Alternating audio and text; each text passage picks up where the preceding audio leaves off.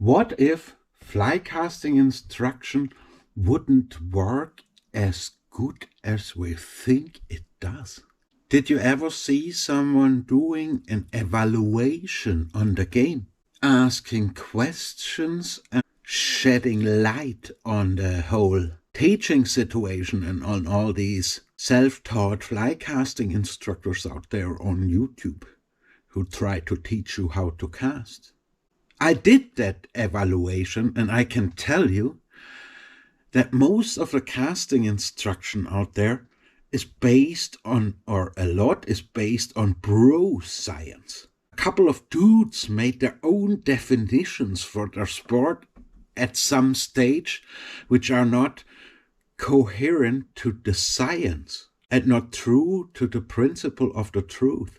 The very same teachers are also only teaching an open loop control system that is intimidating at 80% show-off poserism. Have you ever seen the teachers put themselves into the learner's shoes? They teach, here, look at this, look at that, this works for me, try it out, maybe it works for you too. Do they know that it works for everybody? How important is it to teach things that don't only work for the teacher, but for everyone, universally? And have you ever seen one of those teachers making an evaluation about their own game and their own teachings? My name is Michael Rebholz, and I like to have cool conversation with cool casting people about cool learning process in flycasting. Because I discovered another level of control in fly fishing, and in the meantime, when I look at flycasting on YouTube, on the internet, or wherever, when I consume flycasting information, see, we're all kind of self-taught, or that is what a lot of people say, I'm self-taught, but you're not. Self-taught is actually not correct, because you get your information from somewhere always.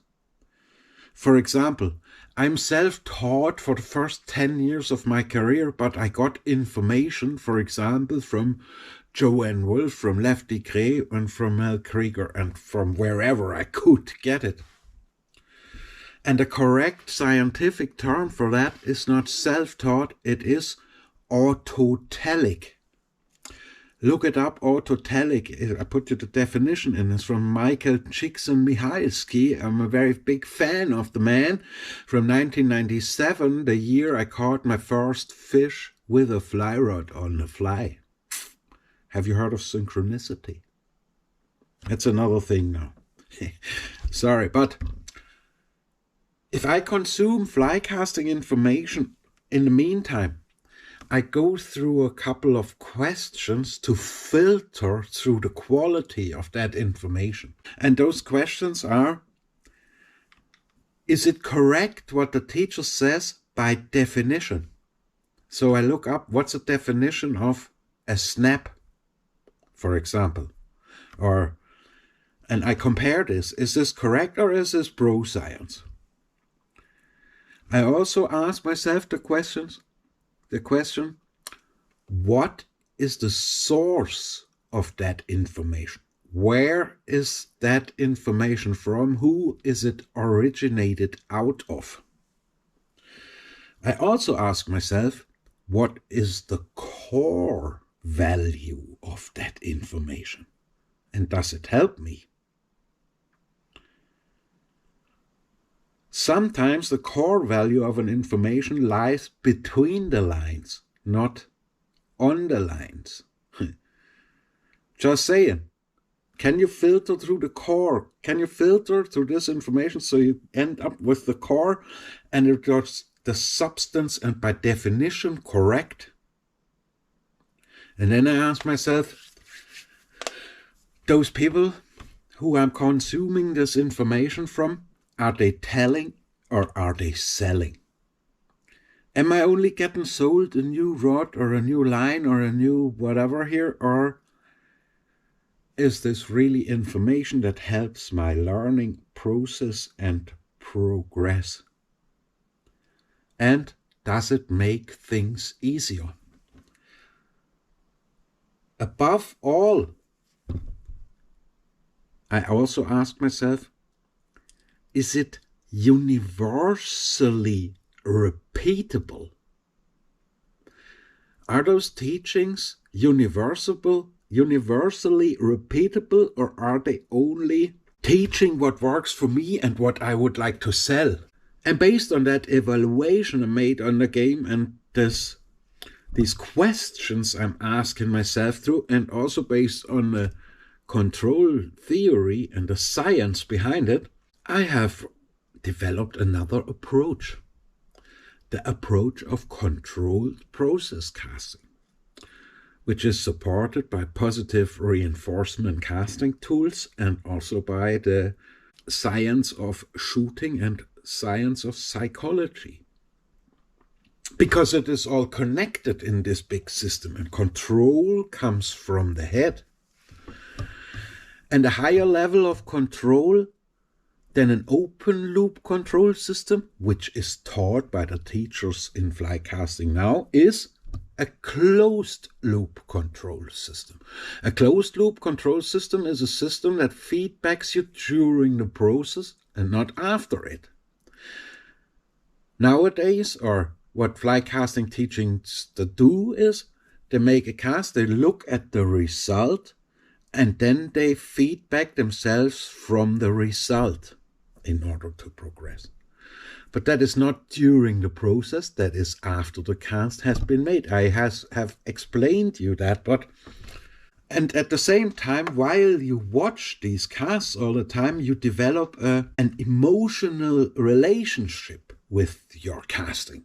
Correct me if I'm wrong, but there's a high level of frustration, or also a high level of, what's the opposite of frustration? Motivation or gratification by watching casts, yeah? But this relationship is often emotional.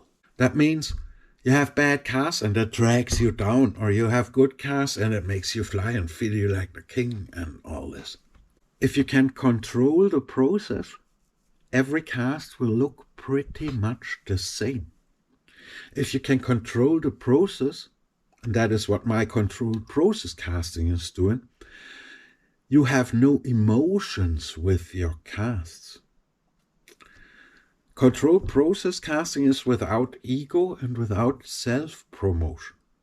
It takes out the pressure of the expectation, and it focuses on what you can control in the moment. Can you keep your mind in the cast? Can you focus on the moment of the cast? Be honest to yourself now. Or are you just making that cast and whacking it out there in order to catch a fish? Can you be present in the cast? By the way, do you get sore after a while of casting? Like sore elbow, wrists, backs, whatever?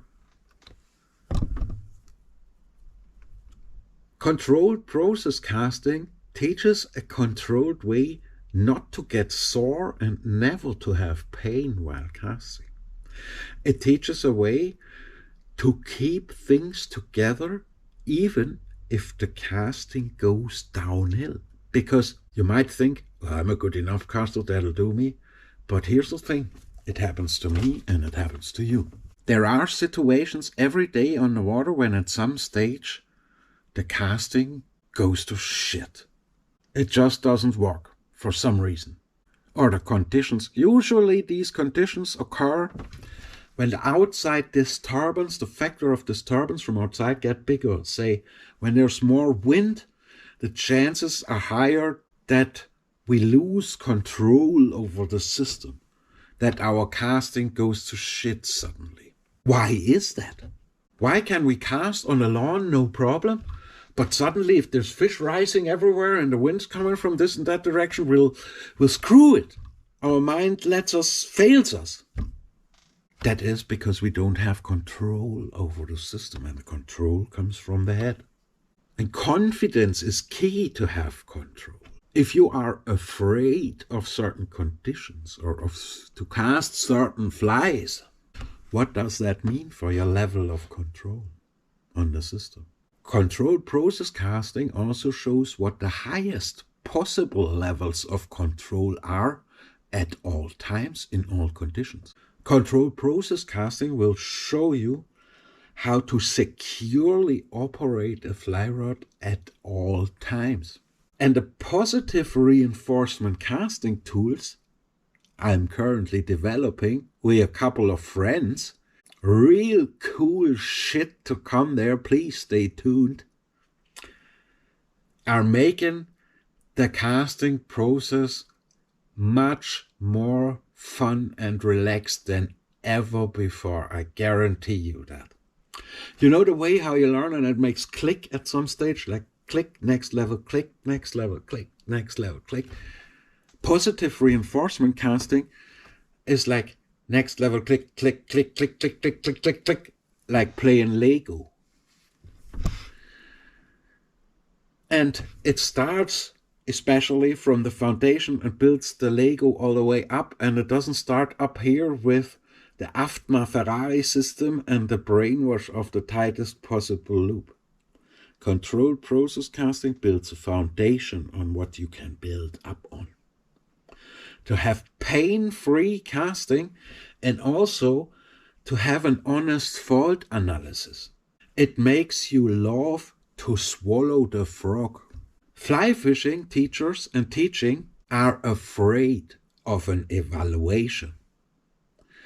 Alone that constantly ducking my questions, fly casting instructors all over the world, hey, you casting kings out there, the reason why you are ducking my question is that you don't know.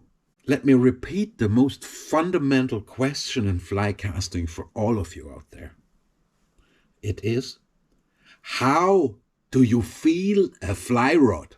Can you feel a fly rod? Leave a comment down below. So far, I haven't heard one word on how to feel a fly rod from you out there. I think this is the most important thing you can teach. And controlled process casting finds another approach to help you how to feel the fly rod. And you need that feeling first in order that you can only progress with the rest and drop your casting panic. The teachings in fly casting are many times only a panic management system, really. I can prove you that on a million examples and I start ranting again. But what I want, in fact, what I would like to do is help you to get your dream outcome out of your casting and to solve the problems you have with casting, but on a universal level of control. And there is a couple of certain rules behind control, controlling the system, the psychology of the human being, and the biology and the ecology of disturbance, for example, that I have all converted or am converting at the moment into a casting program that I hope will help everyone to become a better fly fisher. Because I think personally, if we really want to solve problems on this planet, the solution is very simple. Fly fishers are the best problem solvers in the world. I told you that before. Now, if we want to solve the problems on our globe, all we have to do is produce more fly fishers and hunters and people who care for the system. If we want to solve problems on that globe here, now, we need to produce more fly fishers. And controlled process casting, I hope, dearly will help to produce more fly fishers and to make it far more easier in the future to learn how to cast and to have more fun with the fly rod. Try out my positive reinforcement casting tools and enjoy your day. Tight lines, everybody, and please do not forget, we don't own the water owns us.